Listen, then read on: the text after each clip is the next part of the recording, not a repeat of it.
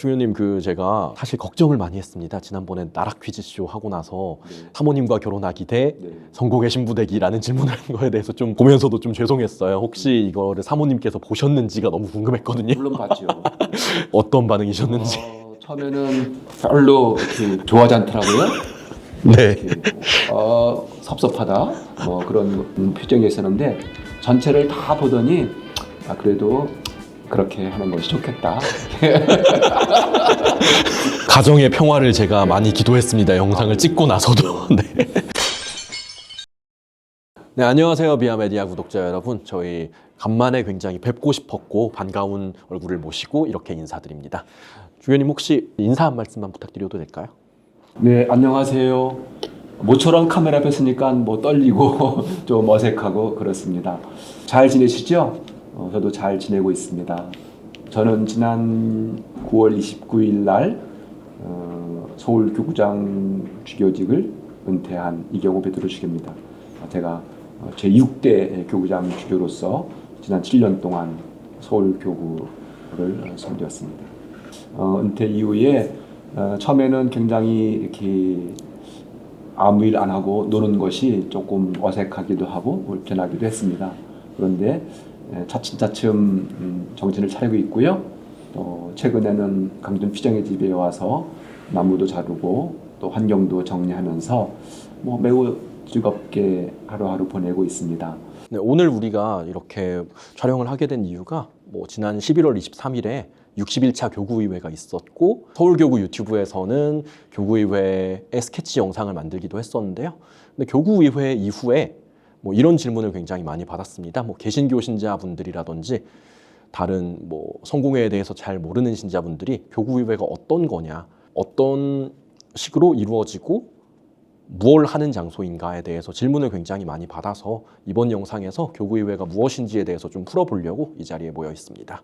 성공회 전통에서 교회의 권위는 주교직을 통해서 드러납니다. 주교와 또 성직자, 신자들이 함께 모인 또 교구의회의 또 논의와 결정을 통해서 또 드러납니다.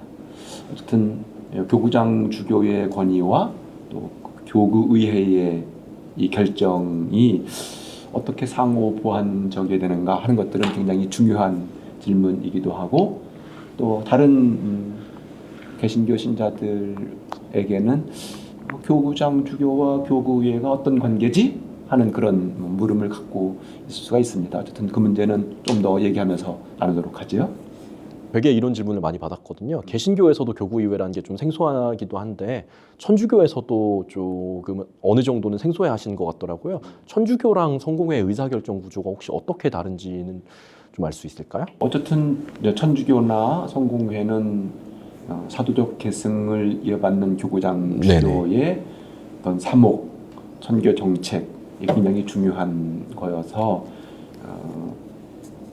교구장 주교의 사목적 방향과 결정과 어떤 계획들을 우리는 이제 그 교구의회라는 제도를 통해서 어떻게 다시 인정해주고 지지해주고 함께 그것을 공유하는 건가, 그런 의미에서 이제 천주교는 훨씬 더 교구장 주교의 역할이 강조된다면 성공회는 교구장 주교의 선교의 방향 정책이 세워지면 주교와 성직자와 신자들이 모여서 교구장 주교가 세운 그런 선교의 정책과 방향을 함께 공유하고 나누는 일이죠.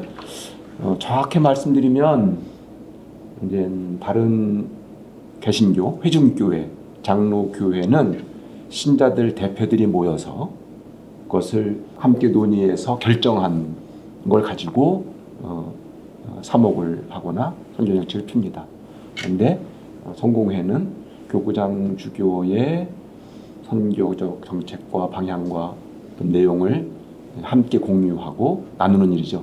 어떤 의미에서 주교나 성직자나 신자들 다 교회를 이루고 있는 지체들로서 교회의 권위, 교회의 사목에 어떻게 순종하면서 그 일들을 함께 나눠질 건가 하는 것에 좀 차이가 있다고 볼 수 있습니다. 네, 아무래도 저희가 지난 이제 7대 교구장 주교를 뽑았던 주교 선거가 있었던 교구의회 영상에도 이런 댓글이 달렸더라고요. 성공회 교구의회는 굉장히 민주적인 것 같다라는 댓글이 달렸었는데 뭐 그런 면을 좀 볼 수 있었던 제도인 것 같다 생각이 듭니다. 그러면 이렇게 열리는 교구의회는 어떤 목적 그리고 어떤 역할을 가지고 있을까요? 이제 교구의회만 보시면 좀 그렇고요. 일단 이 교구장 주교가 파송한 네. 사제들이 섬기는 지역 교회가 있죠.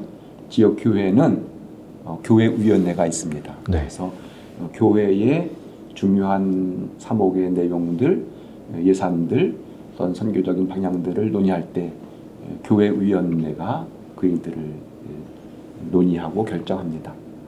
그러면 교구의회는 그 지역 교회에서 파송된 대의원들, 신부들이 함께 모여서 교구의 중요한 선교적 방향들, 사목의 내용들, 또 예산을 어떻게 쓸 건가에 대한 것들을 함께 논의하는 중요한 의사결정 구조라고 볼 수가 있을 겁니다. 그러면 이 의사결정 구조라고 말씀을 해주셨는데 이런 의사결정 방식이 대한성공회에 있어서 어떤 식으로 그리고 왜 이렇게까지 중요한지 좀 설명해 주시겠습니까? 교회의 중요한 어떤 목적, 어떤 교회가 네. 무엇인가 하는 것들을 더 근본적으로 질문해 보면 교회가 부활하신 그리스도의 몸이라고 그래요. 그러면 부활하신 그리스도의 몸은 실제로 예수님께서 사역하셨던 일들, 어떻게 가르치셨고, 어떻게 사람들을 섬기셨고, 또 어떻게 또 복음을 선포하셨고, 그런 일들, 그러니까 교회가 가장 있어야 할 이 중요한 선지적 사명, 목표는 그 주님께서 하셨던 일들을 지금 그리스도의 몸인 이 교회가 이 세상에서 그런 일들을 감당하기 위해서 하는 겁니다. 그러면 그런 일들을 할 때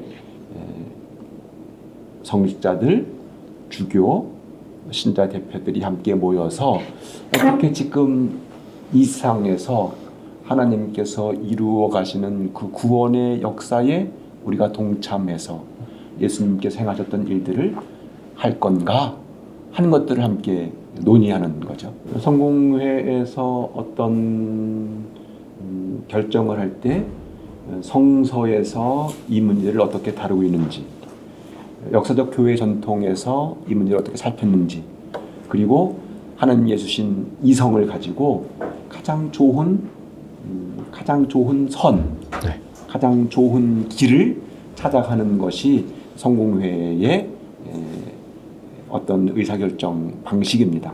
그런 의미에서 성공회는 주교나 성직자나 신자들이 자기 생각을 가지고 뭔가를 결정하는 것이 아니라 성서의 근거에서 2000년 교회 역사의 전통에 또 근거해서 그리고 이성, 그것도 자기의 이성이 아니라 공동의 이성, 공동의 신앙의 이성의 근거에서 지금 이 시대 하느님께서 우리 교회에 가장 원하시는 선교의 방향이 무엇인지 결정해야 할 일이 무엇인지를 살펴서 그 일들을 이뤄가는 것, 그것이 바로 교구의회를 통해서 이루어지는 일이죠.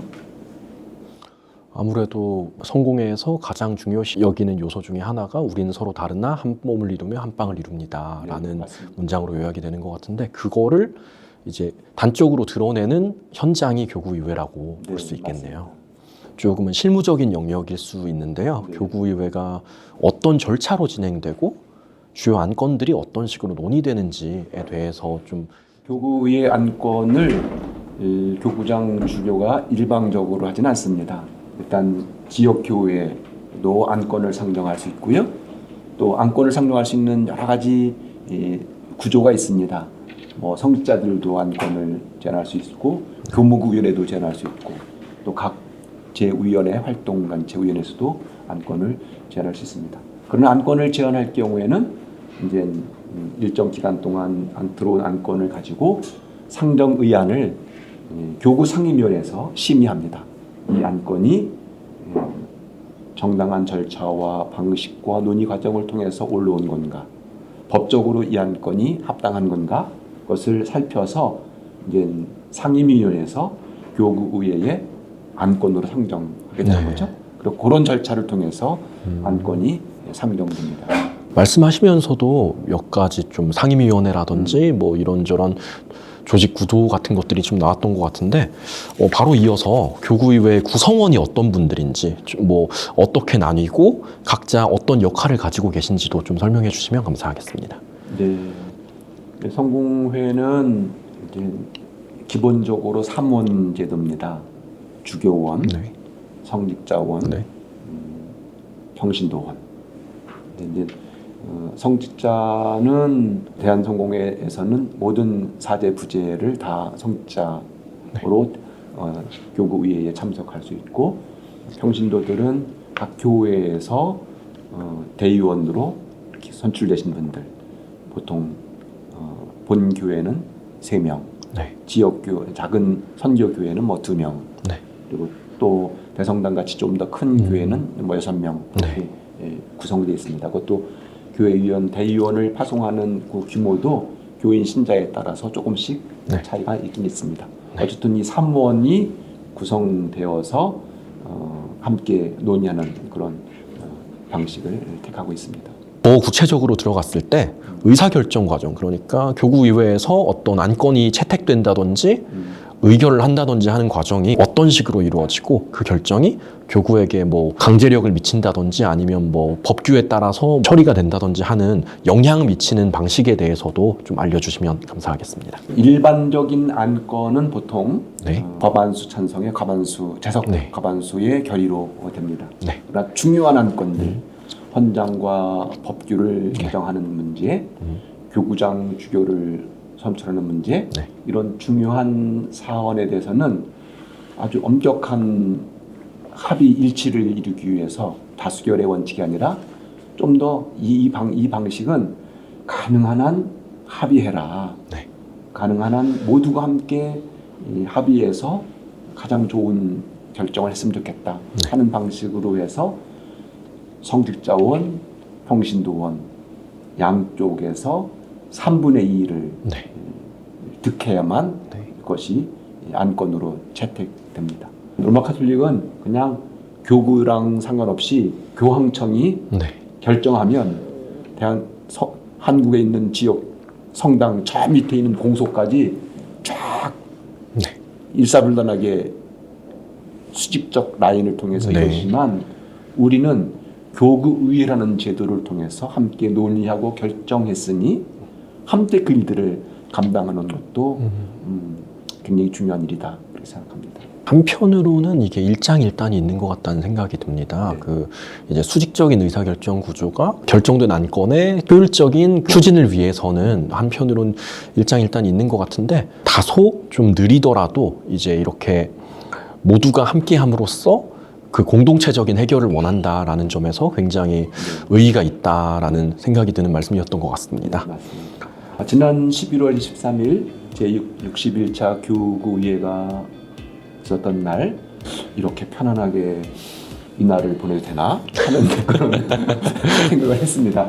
그리고 교구의회를 주재하시는 우리 김장한 넬리아 주교님과 또 교구의회에 참석한 모든 시민님들, 대의원들을 생각하면서 정말 이 교구의회를 통해서 모든 성자와 신자들이 하나를 일치를 이루어서 좋은 선교의 방향을 잡고 함께 협력하는 그런 의회가 됐으면 좋겠다 하는 기도를 했습니다. 새해가 다가오고 있는데요. 새해 복 미리 많이 받으시고요. 한 해 마무리 잘 하셨으면 좋겠습니다. 네, 감사합니다. 또 시간 있으면 강천으로 오셔서 피정도 하시고 또 좋은 시간 보냈으면 감사하겠습니다.